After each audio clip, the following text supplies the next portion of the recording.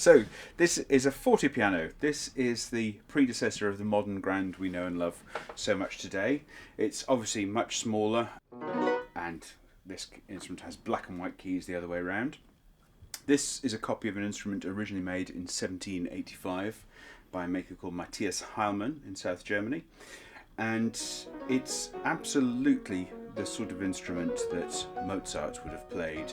In fact, Mozart would have played it towards the end of his life. He was actually probably more of a harpsichordist in the early parts of his life, and even Beethoven. And it's hard to think of this very small sound that big piano concerti would have been played on this, and it really changes the way we think about the music.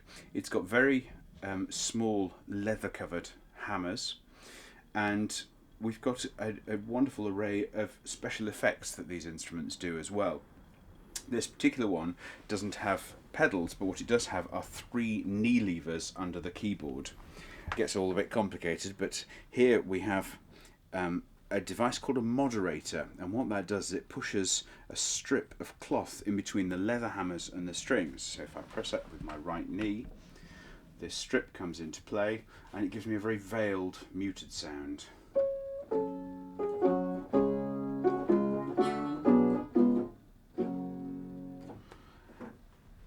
Then next to it we have the sustain mechanism, which is the same as the right pedal on the modern piano. Now that obviously it gets a bit complicated, because instead of pressing down with your right foot, you press up with your left knee, and this does get very complicated. And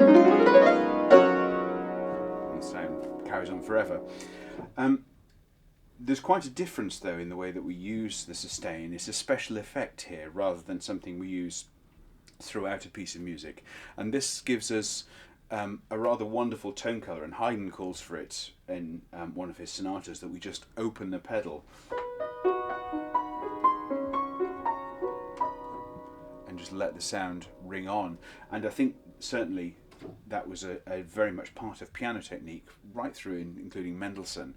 They would use the pedal as a special effect rather than just using it throughout as a means of playing legato. It relies a lot more on finger dexterity and finger touch.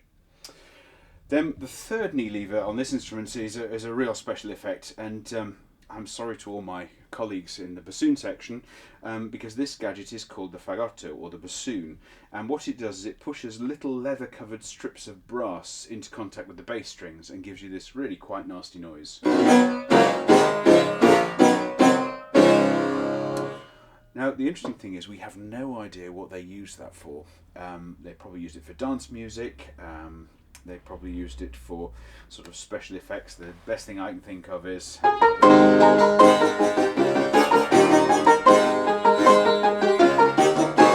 which is a little bit raucous and horrible, so as I say, I do apologise to my bassoon colleagues who don't play anything like that most of the time.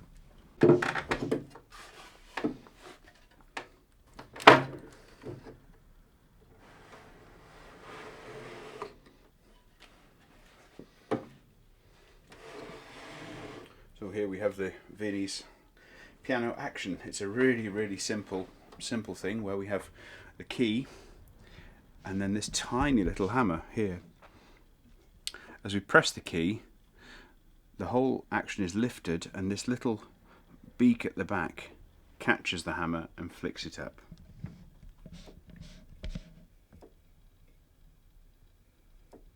So yes, it's a wonderful expressive tool, and it gives us much better control and of the dynamics that people like Mozart, Haydn and Beethoven write.